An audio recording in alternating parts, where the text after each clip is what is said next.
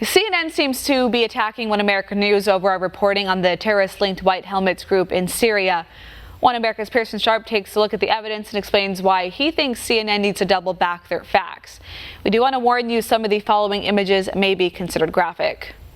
CNN, of all networks, is coming after One America News, denouncing our reporting on subjects like the Syrian White Helmets as demonstrably false. This coming from the same network that insisted President Trump was a Russian asset, and just 2 weeks ago that North Korean dictator Kim Jong-un was, in fact, dead.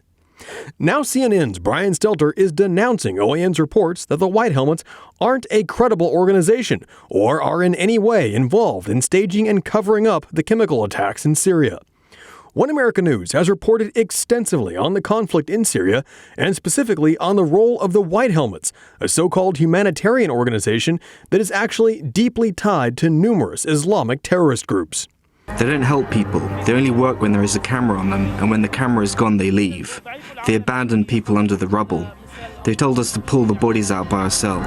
Now, CNN is claiming there's no evidence to support either the fact that the White Helmets took part in staging a chemical attack in 2018 in Douma, Syria, or that they admitted to doing so, with the occasional baseless conspiratorial video thrown in for good measure. At least 40 members of the terrorist-linked White Helmets have admitted they staged fake chemical attacks to provoke retaliation against the Syrian government. There is no credible evidence to support that claim about the White Helmets. Well, at least 40 members of the White Helmets have come forward during interviews and confessed that yes, indeed, they actually did fake the chemical attacks. They were interviewed for a study that was presented to the United Nations in 2019, and they gave, quote, detailed descriptions of the methods commonly used by their organization to fake the scenes. These are direct quotes from members of the White Helmets, proving that it's actually CNN's claim which is demonstrably false. If CNN wants to contest that, can they demonstrate that these members of the White Helmets didn't record these interviews for the UN and confess to staging the attacks?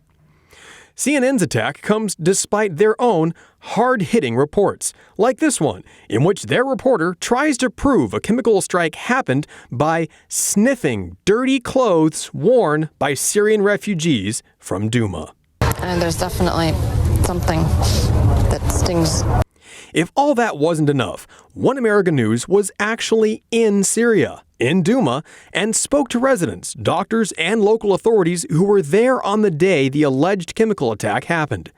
Despite every effort to find evidence of a strike, not one person could confirm a chemical attack ever took place. OAN talked with a lot of people and eyewitnesses there that day, but we don't recall seeing anyone from CNN. Pearson, One America News. Want to see more videos like this?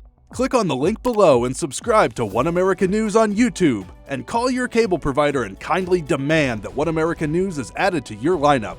Call and subscribe today.